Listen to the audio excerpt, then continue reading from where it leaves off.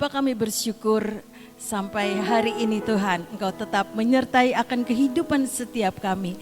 Sampai hari ini Tuhan, Engkau tetap terus ada dalam hidup setiap kami. Kami bersyukur ya Bapa, kami bersyukur punya Allah seperti Engkau. Allah yang selalu ada dalam hidup setiap kami. Terima kasih Tuhan untuk pagi hari ini, di akhir minggu ini kami akan tetap Tuhan. Tetap terus berjalan bersama dengan Engkau. Mari Roh Kudus ajari setiap kami lewat kebenaran firman-Mu Tuhan. Untuk kami boleh mengerti dan dimampukan menjadi pelaku-pelaku firman. Di dalam nama Yesus kami sungguh menyerahkan semua dan semuanya hanya di dalam nama Tuhan Yesus Kristus. Amin, amin. Shalom semuanya, selamat pagi. Yuk kita belajar sama bagaimana kita alami Tuhan. Alkitab mengajarkan Matius 7 ayat 24 sampai 27. Ada dua macam dasar ya saudara. Matius 7 ayat 24 sampai 27. Setiap orang yang mendengar perkataanku ini dan melakukannya. Mendengar dan melakukannya, ini digaris bawahi. Ia sama dengan orang yang bijaksana yang mendirikan rumahnya di atas batu. Kemudian turunlah hujan dan datanglah banjir, lalu angin melanda rumah itu. Tetapi rumah itu tidak rubuh sebab didirikan di atas batu. Tetapi setiap orang yang mendengar perkataanku ini dan tidak melakukannya, digaris bawahi, mendengar perkataanku dan tidak melakukannya, ia sama dengan orang yang bodoh yang mendirikan rumahnya di atas pasir. Kemudian turunlah hujan dan datanglah banjir, lalu angin melanda rumah itu sehingga rubuhlah rumah itu dan hebatlah kerusakannya. Jadi ada dua cerita ya saudara, ada orang bijaksana dan orang bodoh.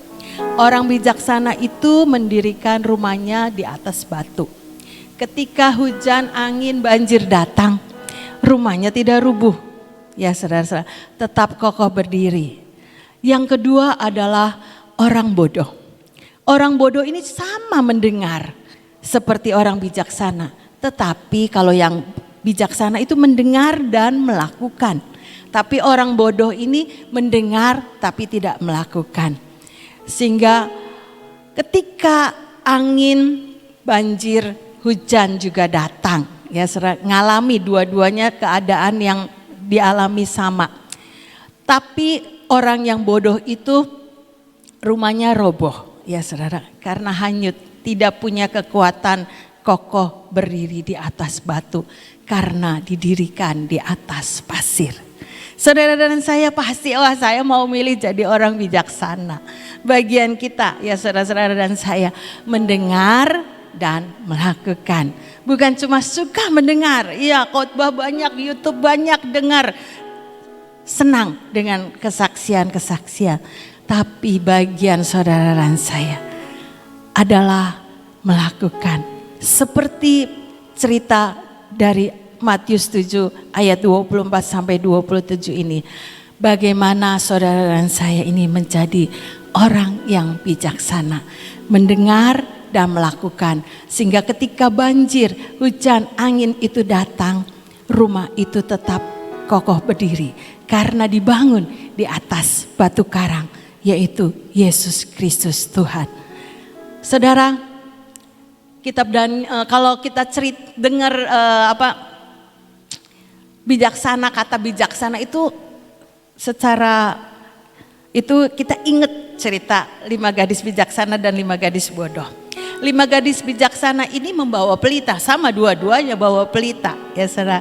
Tapi yang bijaksana ini bawa pelita dan juga minyak dalam buli-buli. Kalau yang gadis bodoh sama bawa pelita tapi tidak bawa minyak cadangan. Ketika mempelai datang, yang bodoh ketinggalan, pintunya sudah ditutup. Tapi orang yang gadis 5 bijaksana itu masuk ke ruang pesta perkawinan. Ya saudara, itu Alkitab ngomong begitu. Pasti saudara dan saya mau termasuk seperti 5 gadis bijaksana. Bawa pelita lambang daripada firman. Ya saudara, firman ada di kakiku. Firman Tuhan itu ada di kakiku dan terang bagi jalanku. Itu setiap kita itu pasti mau jadi orang-orang yang masuk dalam hitungan ketika mempelai itu datang. Masuk dalam pesta perkawinan anak domba.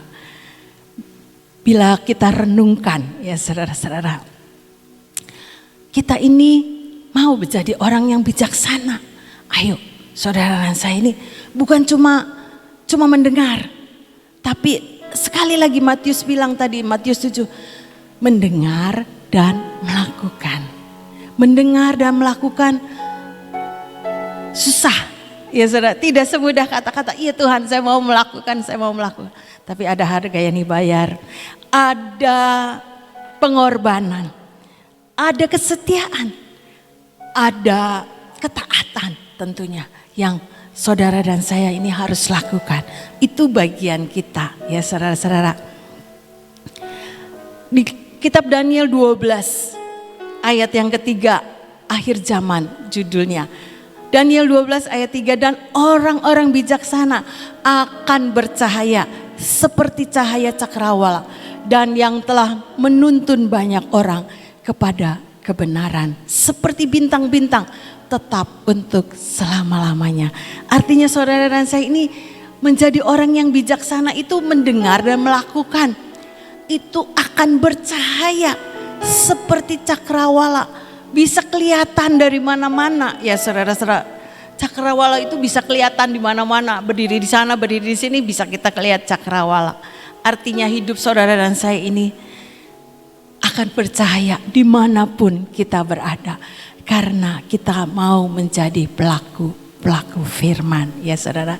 Sehingga saudara dan saya ini akan menuntun banyak orang kepada kebenaran. Jadi berkat ya saudara-saudara. Jadi pembawa berita kesukaan. Di mana Yesus ada dalam hidup saudara dan saya. Di dalam Yesaya 48 ayat 18 sampai 19. Sekiranya engkau memperhatikan perintah-perintahku.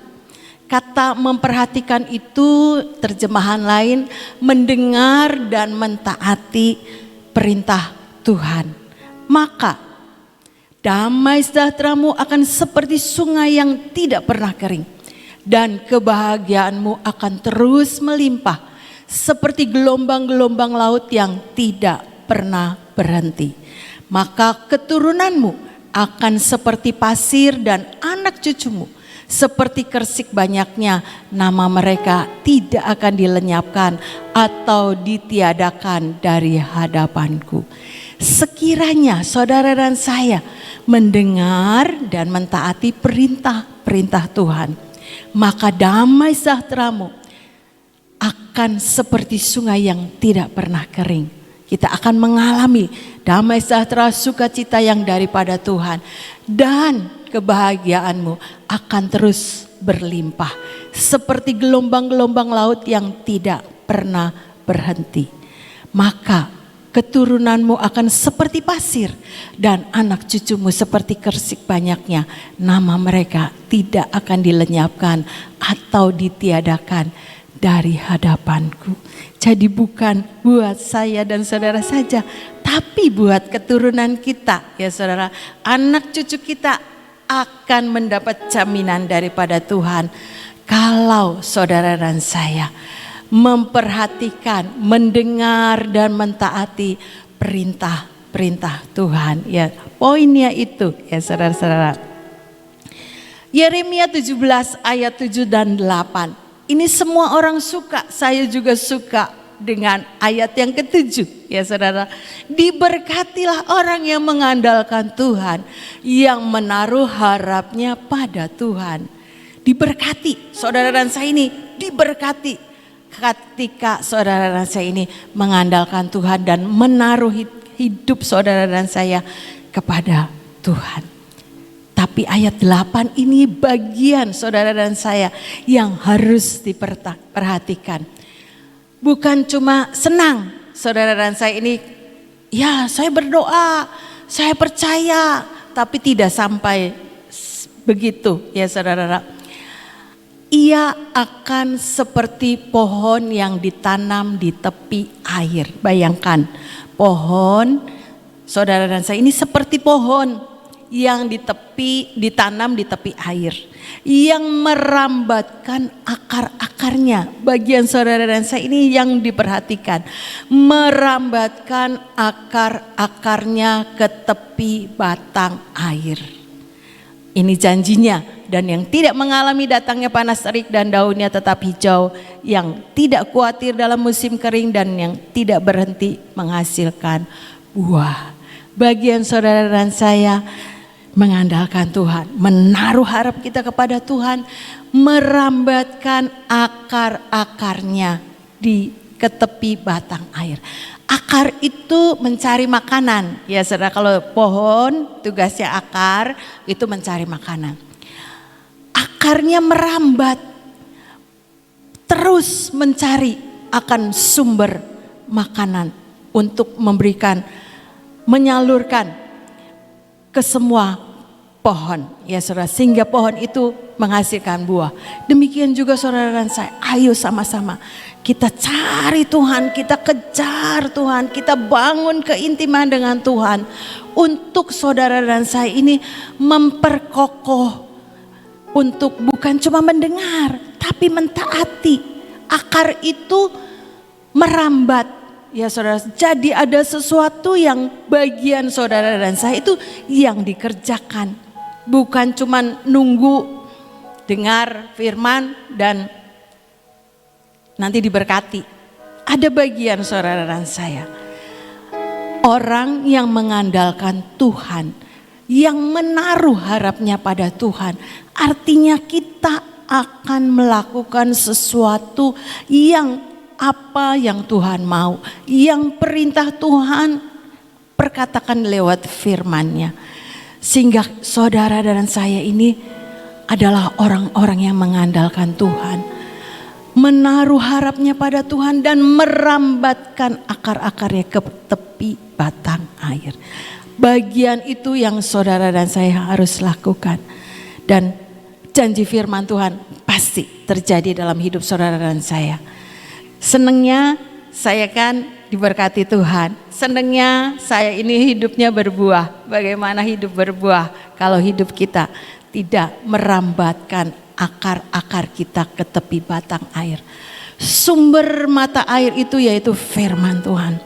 Kita cari, kita gali, kita kejar itu pengertian-pengertian, merenungkan kebenaran firman Tuhan dan dimampukan oleh Roh Kudus menjadi pelaku-pelaku firman. Bukan cuma senang dengar, bukan cuma sampai senang diberkati, tapi ayolah saudara dan saya ini orang yang mengandalkan Tuhan, yang menaruh harapnya pada Tuhan. Sekali lagi ayat yang ke-8. Ia akan seperti pohon yang ditanam di tepi air. Saudara dan saya pasti ada di dalam satu aliran sungainya Tuhan. Tapi bukan cuma senang ada di dalam aliran sungainya Tuhan. Tapi akar-akarnya itu terus merambat ke tepi batang air. Bagian ini yang saudara dan saya yang harus lakukan.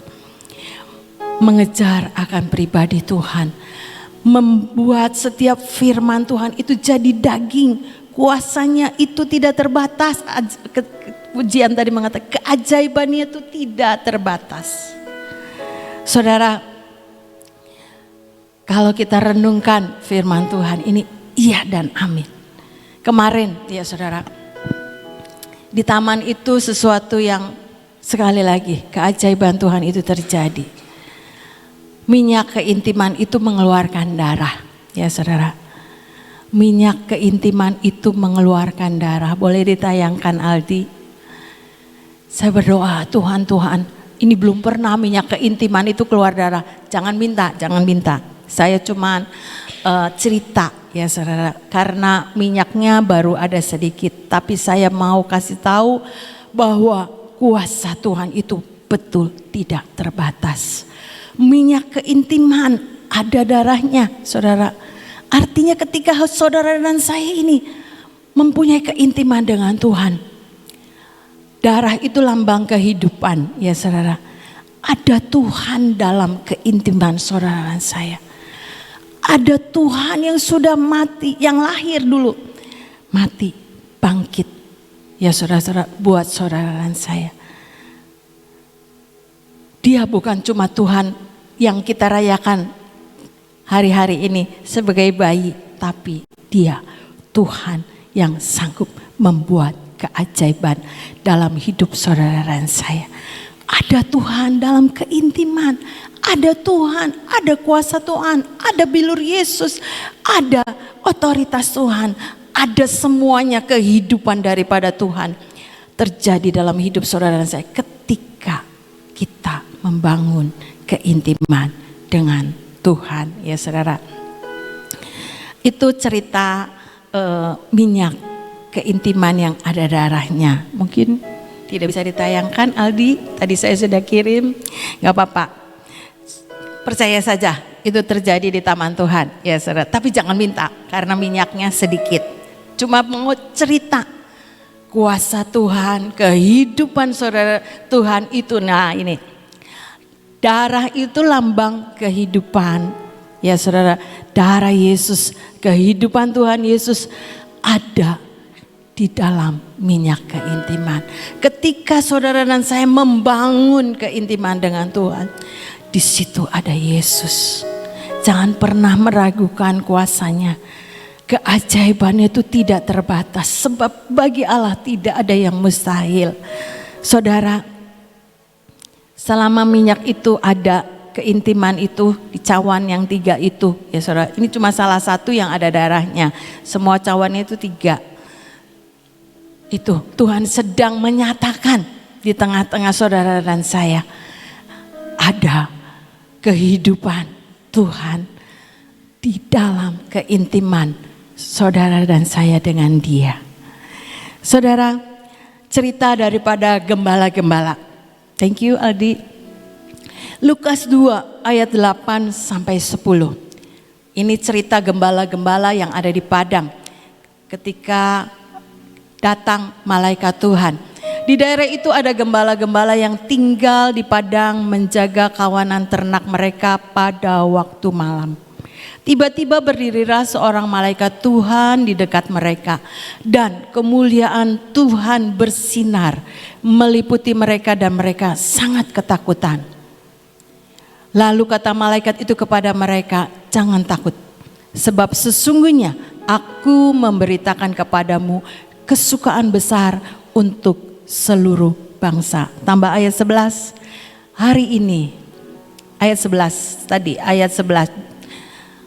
Lukas 2 ayat 11. Hari ini telah lahir bagimu seorang juru selamat. Hari ini telah lahir bagimu juru selamat, yaitu Kristus di kota Daud.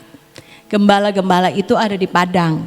Ceritanya ya saudara, tiba-tiba ada malaikat datang dan sinar kemuliaan itu ada di tengah-tengah para gembala itu. Bilang jangan takut, jangan takut. Supaya gembala itu, balik ayat yang ke-9, meliputi mereka, kemuliaan Tuhan meliputi mereka dan mereka sangat ketakutan. Supaya mereka itu memberitahukan bahwa ada seorang anak telah lahir di kota Daud ya saudara. Dan ayat selanjutnya kalau kita baca di dalam ayat yang 15 sampai 17. Setelah malaikat-malaikat itu meninggalkan mereka, setelah gembala-gembala itu mendengar apa yang malaikat katakan dan kembali ke surga, gembala-gembala itu berkata seorang kepada yang lain, "Marilah kita pergi ke Betlehem untuk melihat apa yang terjadi di sana, seperti yang diberitahukan Tuhan kepada kita." Lalu mereka cepat-cepat berangkat dan menjumpai Maria dan Yusuf dan bayi itu yang sedang berbaring di palungan. Dan ketika mereka melihatnya, mereka memberitahukan apa yang telah dikatakan kepada mereka tentang anak itu. Jadi gembala itu responnya cepat, saudara-saudara. Setelah mendengar apa yang dikatakan malaikat, mereka tuh cepat-cepat pergi ke Bethlehem untuk mencari apa yang dikatakan oleh malaikat itu. Dan ketika para gembala itu ketemu dengan Maria dan bayi Yesus yang ada di palungan, memberitahukan apa yang dikatakan oleh malaikat itu. Saudara dan saya, kita tidak berhenti cuma mendengar apa yang firman Tuhan katakan, tapi seperti gembala itu mencari, berangkat cepat-cepat. Artinya mereka melakukan sesuatu yang meneguhkan apa yang dikatakan oleh malaikat itu. Mencari bayi Yesus. Itulah bagian saudara dan saya. Bukan cuma mendengar, tapi saudara dan saya juga ayo sama-sama belajar. Mengejar apa yang dikatakan oleh firman. Lewat ketaatan untuk kita menjadi pelaku-pelaku firman. Ketika para gembala itu sudah ketemu ya saudara-saudara, dan ketemu dengan Maria dan bayi Yesus itu, oh iya benar, apa yang dikatakan malaikat itu benar. Karena dia ngalami, karena dia melihat, karena dia menggenapkan apa yang mengalami penggenapan yang malaikat Tuhan itu katakan. Ayat yang ke-20, maka kembalilah gembala-gembala itu sambil memuji dan memuliakan Allah. Karena segala sesuatu yang mereka dengar dan mereka lihat, semuanya sesuai dengan apa yang telah dikatakan kepada mereka. Artinya gembala itu ngalami Tuhan ya saudara-saudara. Apa yang dikatakan oleh malaikat, mereka melihat dan mereka ketemu dengan bayi yang dikatakan oleh para malaikat itu. Bukan sesuatu yang tidak mereka alami. Saudara dan saya, ayo sama-sama. Ketika kita mendengar apa yang dikatakan oleh firman, Roh Kudus memampukan saudara dan saya mengalami, melihat, menikmati apa yang firman Tuhan katakan. Bukan cuma cerita, tapi tidak mengalami. Yeremia 15 ayat 16. Apabila aku bertemu dengan perkataan-perkataanmu, maka aku menikmatinya. Firman itu menjadi kegirangan bagiku dan menjadi kesukaan hatiku. Sebab namamu telah diserukan atasku ya Tuhan, Allah semesta alam. Seperti gembala tadi, mendengar apa yang dikatakan malaikat, mengalami apa yang dikatakannya. Sama saudara, ketika saudara dan saya ini bertemu dengan perkataan-perkataanmu, firman Tuhan, maka saudara dan saya ini menikmatinya. Firman-Mu itu menjadi kegirangan bagiku. Ya Tuhan, bersyukur bisa menjadi nyata setiap firman dalam hidup saudara dan saya. Dan menjadi kesukaan hatiku. Sebab namamu telah diserukan atasku ya Tuhan Allah semesta alam. Alami ya saudara-saudara. Pengalaman hidup jalan dengan Tuhan. Bukan kata orang lain. Kita senang kalau kedengar kesaksian orang lain diberkati, orang lain yang mengalami banyak hal yang ajaib ya saudara-saudara. Saudara dengar tadi minyak yang ada darahnya, ajaib ya Tuhan, luar biasa ya Tuhan. Kuasanya itu tidak terbatas, betul saudara. Tapi jangan sampai berhenti di sini. Tapi ayo kita alami. Tuhan, Tuhan, Tuhan, saya mau mengalami hidup jalan bersama dengan Tuhan. Sehingga Alkitab menulis kita ini menjadi orang-orang yang bijaksana, tetap kuat, tetap kokoh, sekalipun ada banyak yang saudara dan saya akan dihadapi entah di tahun 2023. Tapi kita percaya bersama dengan Yesus kita dapat melakukan perkara-perkara yang dahsyat, yang ajaib ya saudara. Firman Tuhan nanti akan disampaikan bagaimana saudara dan saya ini menjadi generasi yang tidak terhentikan.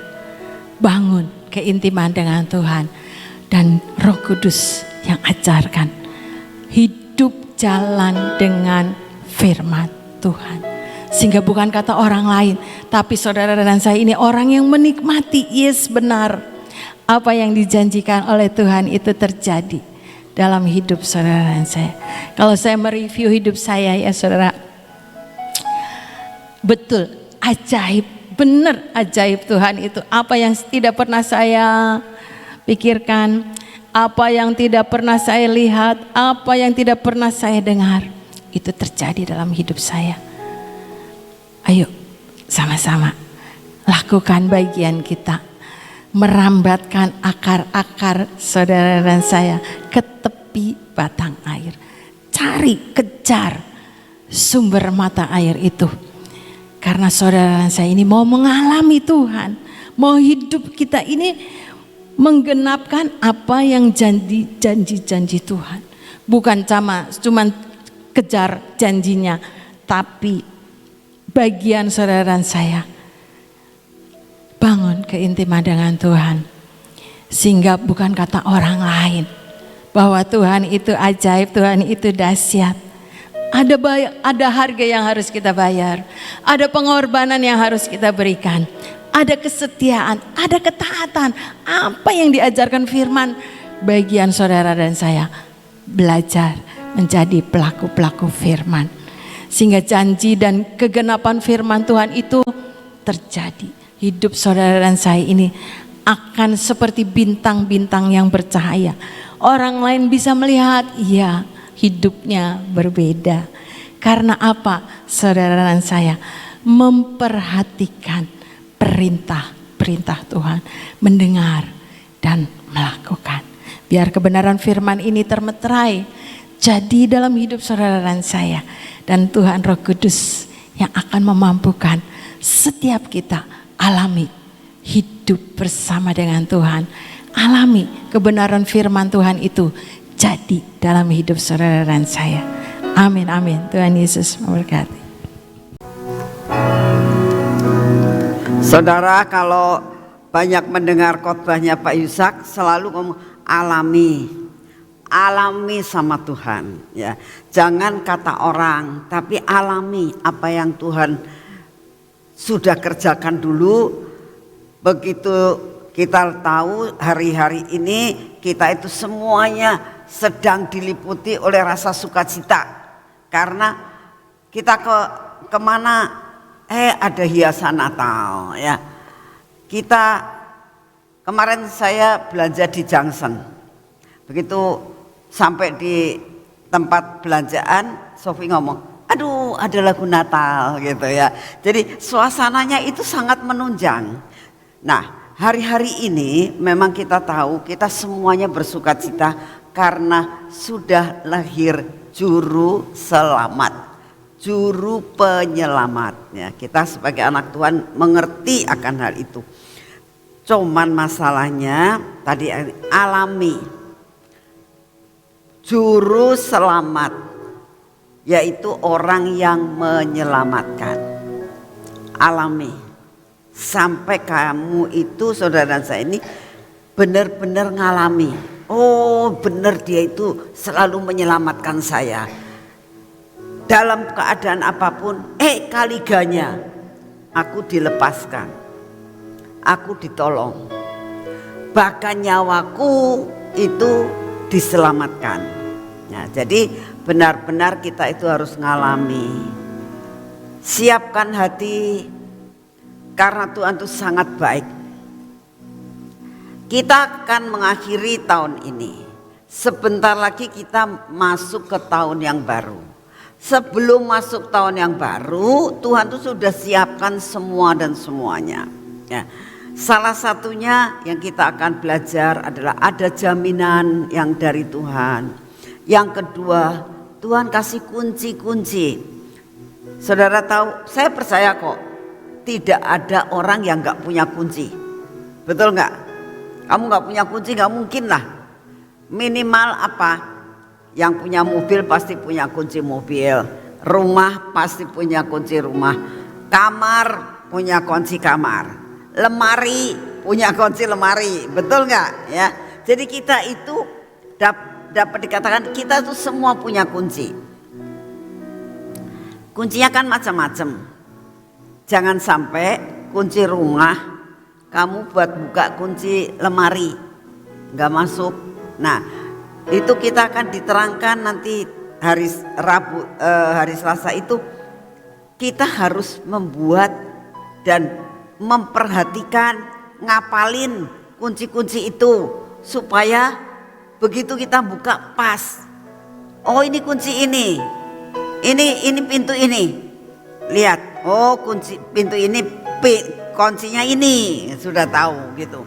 Jangan yang mana ya kuncinya. Nah, nanti akan diterangkan bagaimana cara kita mempergunakan kunci-kunci itu supaya apa? Dalam menjalani tahun 2023 kita itu tidak buta, tapi benar kita itu berjalan di dalam pelita yang Tuhan kasih, di dalam terang ya. Kemarin saya mendengar TikToknya Pak Ganjar. Pak Ganjar ditanya begini, Pak bagaimana menurut Bapak, menurut prediksi kan tahun depan itu gelap ya. Tahun depan itu penuh kesukaran. Kalau menurut Bapak bagaimana? Prediksi itu benar enggak? Jawabannya bagus. Ya, dia ngomong gini, loh kalau kita sudah dikasih tahu bahwa kita ini mau jalan di dalam gelap, yo gowo center gitu, dia bilang gitu. Kudu gowo center. Kita ngerti kita meh mlaku ning nggon gelap peteng. Yo aja terus mlaku. Gowo center. Nah, saya ketawa, Tuhan. Ini benar-benar ngerti. Kalau di jalan dalam gelap, ya bawalah perlengkapan ya. Center tahu kan? Nah, kita bawa pelita. Kita udah dikasih tahun yang lalu. Tahun ini kita dapat pelita, ya kan? Nah, sudah dapat pelita, terus kita masuk itu ke ruangan itu. Lah, pintunya banyak. Nah, kita mau kemana? Pintu mana yang mesti dibuka supaya kita bisa menjalani semuanya itu? Nah, nanti hari Selasa diterangkan banyak kunci yang Tuhan akan bagikan buat kita, sehingga benar-benar kita itu bisa mengalami Tuhan. Dalam tahun 2023 kita berjalan dan mengalami Tuhan. Amin. Yuk kita berdoa. Bapak, terima kasih untuk kasih setiamu. Terima kasih buat pagi hari ini. Terima kasih buat firman-Mu. Dan saat ini kami datang di hadapan-Mu ya Tuhan. Kami berdoa tetap pertama kali Engkau tahu semua persoalan yang ada dalam hidup kami. Tapi hari ini Engkau katakan kami harus mengalami berjalan bersama dengan Engkau. Terima kasih Tuhan. Biarlah apapun yang kami alami saat ini, kami tahu Tuhan tidak pernah meninggalkan kami. Tuhan sangat tahu apa yang menjadi masalah dalam hidup kami. Terima kasih untuk semuanya. Saat ini kami berdoa buat bangsa dan negara kami ini ya Tuhan. Untuk musibah-musibah yang bakal terjadi, kami percaya Tuhan sampai dengan akhir tahun ini tidak akan banyak musibah, sekalipun ada musibah-musibah. Kau sudah persiapkan untuk tahun depan, dan kami percaya kami sudah diperlengkapi. Terima kasih untuk kasih setiamu dan anugerahmu ya Tuhan Yesus. Kami juga mendukung doa untuk Pak Jokowi yang hari ini berpesta melangsungkan pernikahan anaknya. Engkau memberkati juga kan Bapak Presiden kami ini. Semua dalam keadaan keamanan yang daripadamu. Bapak, kami juga berdoa saat ini perekonomian Indonesia biarlah Engkau yang mengendalikan. Keadaan cuaca di dunia ini maupun di Indonesia, Engkaulah ya Tuhan yang akan mengendalikannya. Terima kasih untuk kasih setiamu karena kami tahu lawatan pasti terjadi karena kami percaya harus penuh rumahmu. Terima kasih untuk semuanya. Kami juga berdoa untuk semua rencana-rencana Natal di mana-mana tempat di dunia ini Tuhan. Engkau yang akan memberkati. Suasana sukacita Natal akan memenuhi setiap keluarga. Terima kasih untuk kasih setiamu. Bapak, kami tetap minta daya tahan tubuh yang baru daripadamu. Kami minta di dalam namamu, biarlah daya tahan tubuh ini memasuki hidup kami. Mengusir segala virus, mengusir bakteri, mengusir sakit penyakit yang ada. Kami percaya Tuhan yang sakit disembuhkan. Terima kasih untuk semuanya. Kami juga berdoa untuk Amos yang saat ini juga sakit. Engkau yang akan membangkitkan, memberikan kesembuhan yang sempurna untuk dia dapat bertugas nanti hari Selasa. Terima kasih Tuhan, kami percaya Kau dengar doa kami pada saat ini. Dalam nama Tuhan Yesus, mari kita masuk dalam urapan.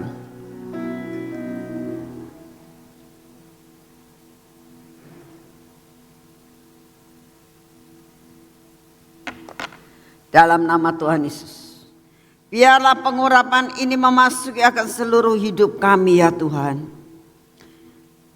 Menguasai akan mata kami, telinga kami Tuhan, bibir mulut kami dan hati kami. Biarlah hati kami tetap melekat kepadamu. Semua yang tidak baik Engkau babat habis dalam hidup kami. Supaya kami benar-benar hidup benar di dalam Engkau. Berkati apa yang kami kerjakan hari ini ya Tuhan. Kau berkati akan kaki kami untuk berjalan dalam jalan-Mu. Supaya pimpinanmu kami dapat melihatnya. Dan kami berjalan dalam jalan-Mu. Kami mengerjakan semua pekerjaan yang Kau siapkan buat kami. Dan kami siap menerima semua berkat-Mu hari ini. Di dalam nama Tuhan Yesus. Amin. Selamat pagi, Tuhan memberkati semuanya.